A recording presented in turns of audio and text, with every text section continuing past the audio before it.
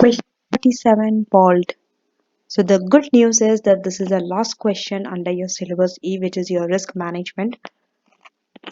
And this question is very similar to 46 with few differences and few additional things to do. So please go through 46 before you attempt 47 because it is very similar. Right? Now, even the requirements also, if you read, is very similar. The only thing is here you have to calculate forward rate. In question 46, forward rate has already been calculated and given to you. So directly you used. Here you have to first calculate forward rate and use those rates. Okay, so part A. Using the current annual spot yield curve rate as a basis for estimating forward rate, calculate the amount Paul expects to pay or receive each year under the swap, excluding the fee of 25 basis point. You see, same requirement, and even in question 46, the first requirement was this only. The only thing is the numbers were different. That's it. So you have to estimate forward rate, calculate pay or receive excluding fees 25. 6 marks. Next, calculate Paul's interest payment liability for year 1 if the yield curve rate is 4.5% or 2.9%. The second difference is 46 they told you to demonstrate, right? That interest liability will not change if the interest rate increase or decrease, but here they have already given you two interest rate. Now you have to show what is the interest payment liability. Even in this, interest payment liability will be same only. Okay, we'll see. So calculate interest payment liability for year 1 if it is 4.5% or 2.9%. Now part B. Advise the chairman on the current value of the swap to Paul and the factors which would change the value of the swap.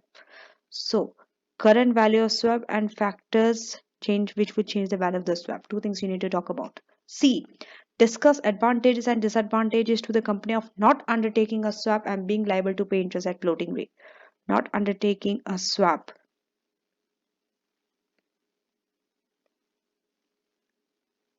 Disadvantage of not undertaking swap and being liable to pay interest at floating rate. 9 marks. Right?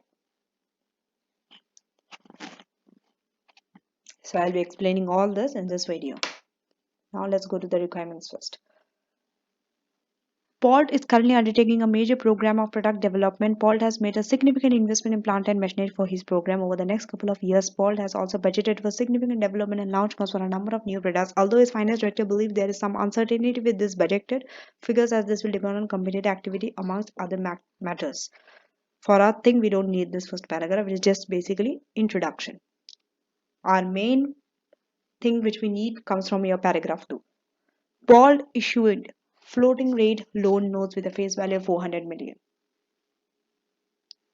to fund the investment in plant and machinery. Loan notes are redeemable in 10 years' time. The interest on the loan note is payable annually and is based on the spot yield plus 50 basis point. If you understood 46, 47 also you will understand. Question 47.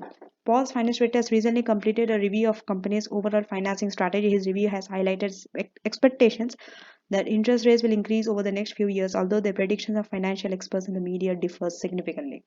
Now let's go to the last paragraph. The finance director is concerned about the exposure Paul has to increase his interest rates with the loan notes. He has therefore discussed with the bank the possibility of taking out a 4-year interest rate swap.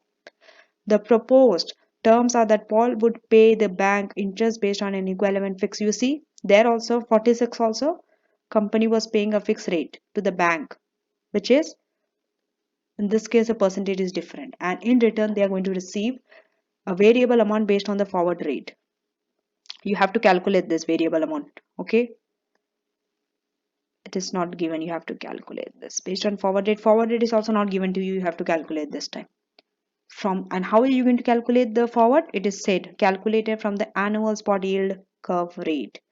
In your BPP textbook, I have told this in question 46 also.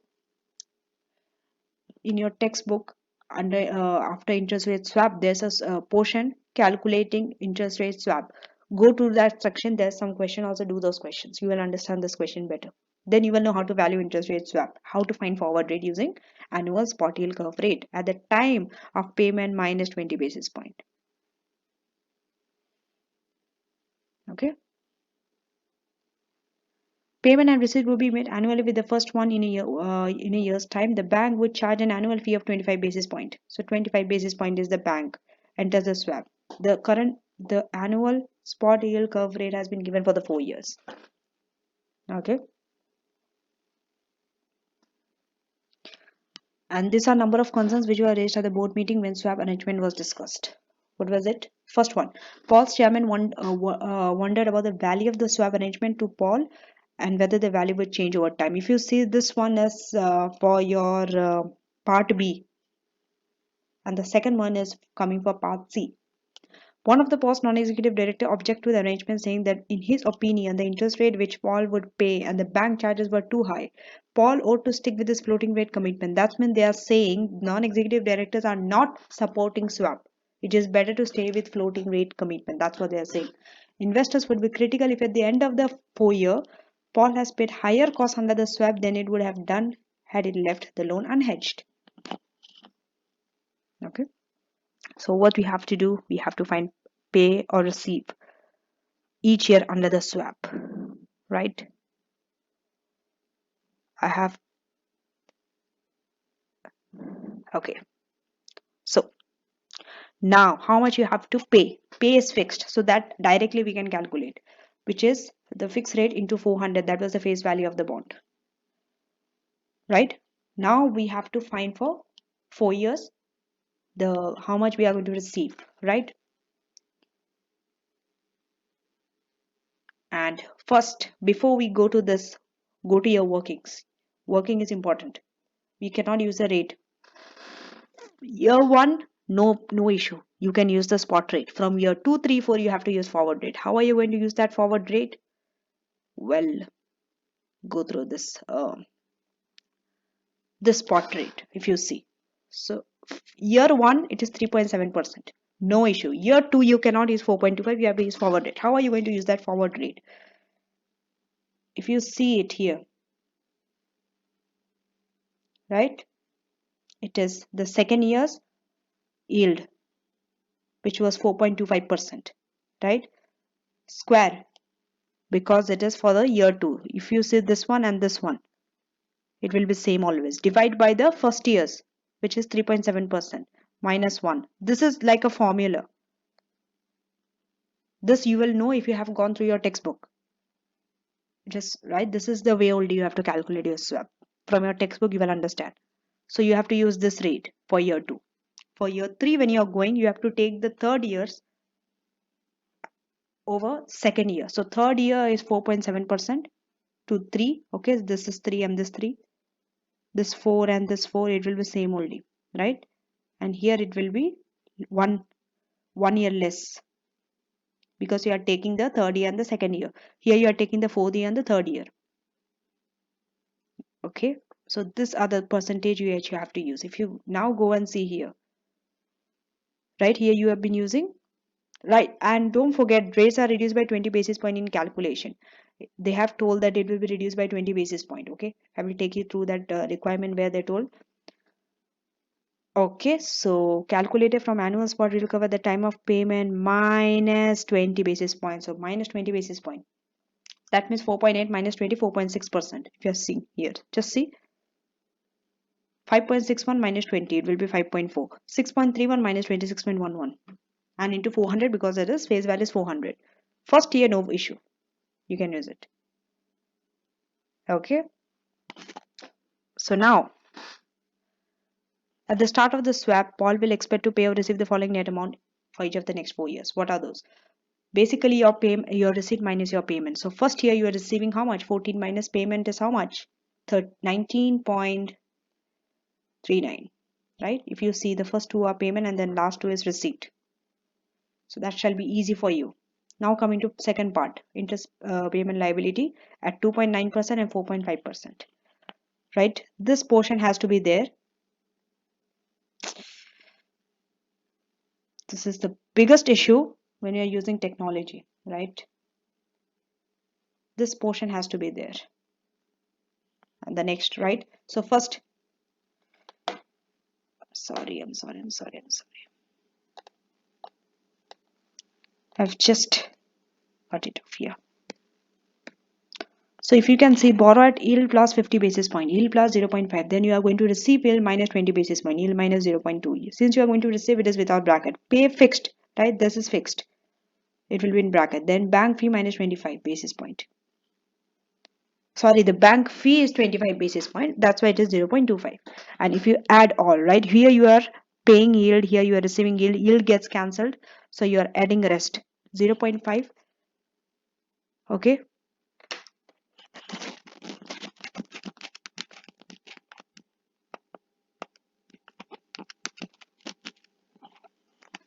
So basically you are adding all. Okay. Let me check.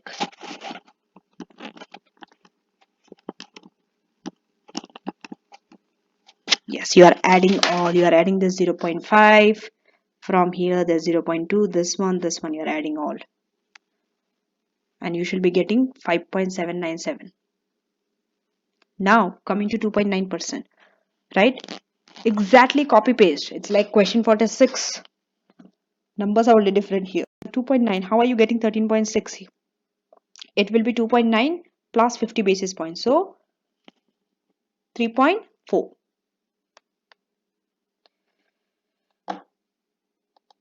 Okay. 3.4% multiplied by 400. That's how you're getting 13.6. Okay. And for the next one, for the second one at 4.5%, it will be 4.5 plus 55% into 400. That's how you are getting 20. And coming to the next part, receive yield. Right? So this part we understood. That's why I'm putting tick mark. Whatever part we have gone through, I'm going. Next, coming to the second part, receive yield minus 20 basis point. So how are you getting 20?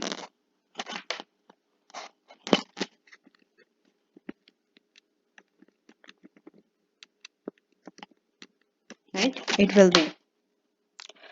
So your yield is 2.9 minus 20. That means 2.7%. 2.7% into 400. That's how you are getting 10.8. You are receiving. That's why it's without bracket. Likewise for 4.5. 4.5 minus 20. 4.3% into 400. That's how you are getting 17.2. So this is also solved. Third, pay fixed. Fixed it will be 4.847% only.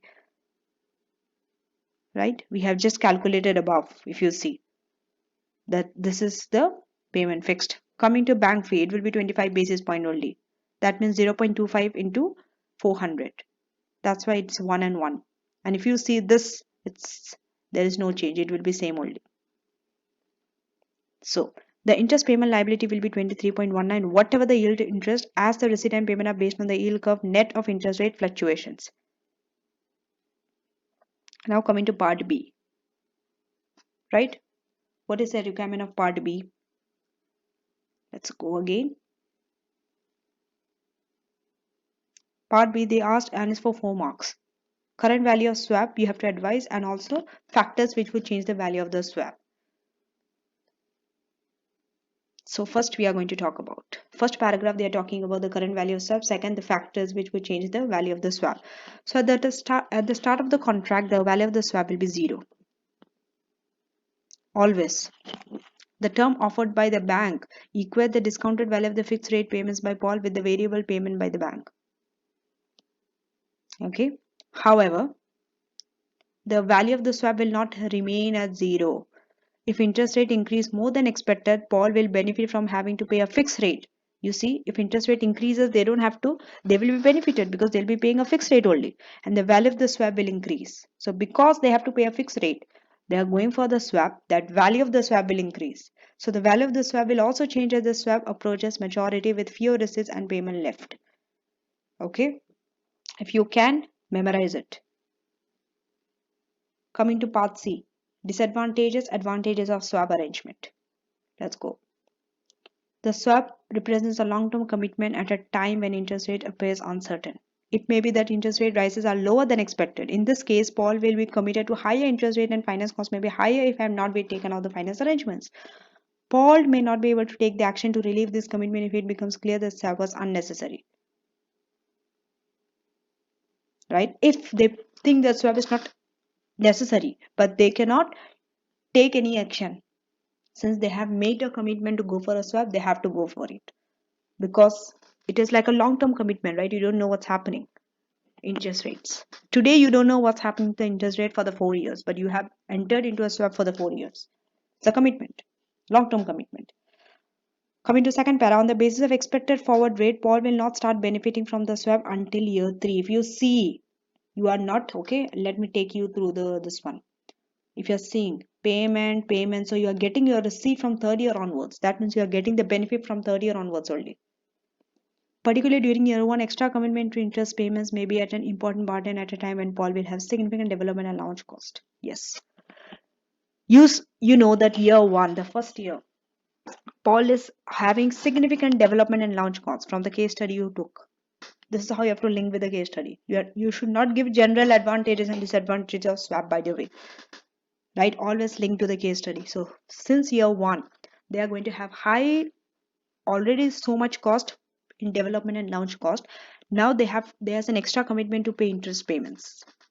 Right? It's going to be a burden. So that is another disadvantage. You see, 1, 2. Now the third disadvantage. Paul will be liable for an arrangement fee. Yes. Bank fee you have to pay, right? That 25 basis point. However, other methods of hedging which could be used will have a cost built into them as well. Even if you are using other hedging method, there are costs. Now going to advantages. See how clearly they have labeled this. How clearly they have labeled disadvantage, advantage, and into different paragraph. 1, 2, 3. 1, 2. Right? It's not more than 5 lines. Each paragraph is 5 or less than 5 lines. No paragraph is more than 5 lines. It should never be more than 5 lines. Now, so let's go to the okay. Let's go to the advantages. Okay. The swap means that the annual interest payment liability will be fixed at 23.19. We just saw.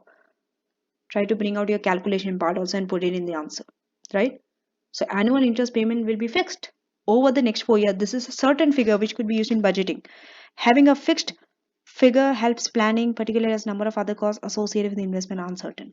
You see, other cost in investment like development, launch costs, they are uncertain. It could be very high, it could be very low. But good thing is this is fixed, the interest payment. So it will help you in budgeting also, planning. So that is number 1 advantage. Second advantage, directors will be concerned not just about the probability that floating rates will result in a higher commitment than another swap, but also about how high this commitment could be. So it is not just the probability, but how high also that commitment could be in the floating rate. So the directors may feel that rates may possibly rise to a level which would give Paul problems in meeting his commitments and regard that as unacceptable. That means they are saying it's better to go for swap than for floating rate, because floating rate you don't know how high it can increase. Coming to point 3. Any criticism after the end of the loan period will be based on hindsight. What happened to be the cheapest choice at that stage may not have been what appeared most likely to be the cheapest choice when the loan was taken out. In addition, criticism of the directors for not choosing the cheapest option fails to consider risk. Cheapest option may be the most risky. Right? The directors may reasonably take the view that saving in cost is not worth the risk incurred. Coming to fourth, swap is for a shorter period than the loan. If you see, the loan was for 10 years.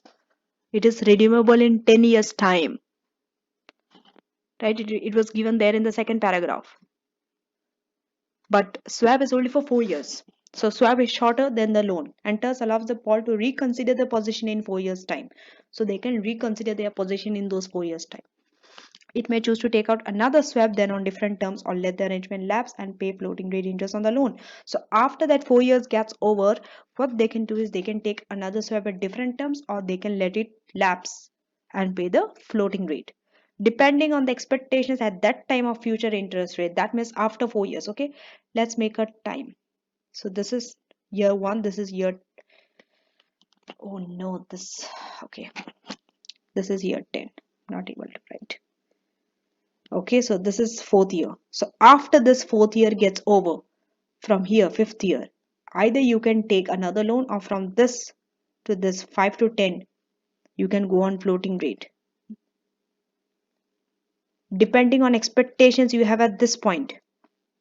After that swap gets over, you will be having some expectations. The more you're coming closer towards the future, see, thinking about the future, right, predicting the interest rate from year 1 till year 10 is more harder, but when you come to year 4, you are in a much better position to predict for the future years, right?